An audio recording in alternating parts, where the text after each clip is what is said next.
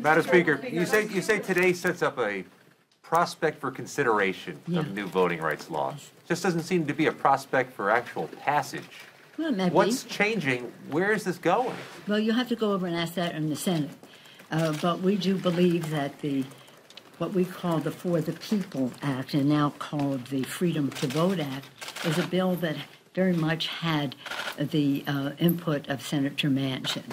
As a former governor, as a former Secretary of State, he did great things in his state to, again, stop big dark money from having an impact on elections. He has a voter ID law that they have there that has been incorporated into this. So he knows the subject, and this bill is a reflection of some of his input, and hopefully he will defend his bill in terms of having it brought to the floor.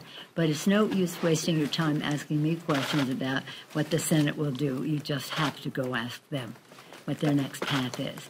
But it is really important for the American people to know, because what is stunning is to see the misrepresentations that are made, for example, on the floor of the House now. I mean, I won't even go into them because I don't want to return to their misrepresentations.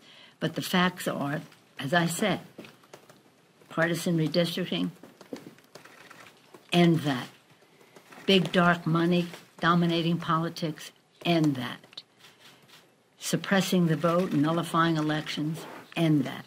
Supporting the grassroots, for that. And then, as I say, the voting rights, which has not been partisan before in recent history, and now has become. So, in terms of the process in the Senate, but we are excited because we passed these bills again and again in two different Congresses, and as recently as last year in this Congress, and we had to do them again because we're in a new Congress.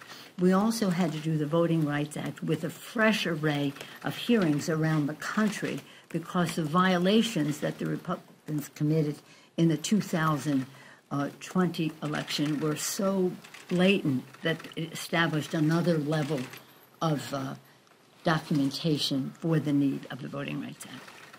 You have to go to the Senate. Sorry.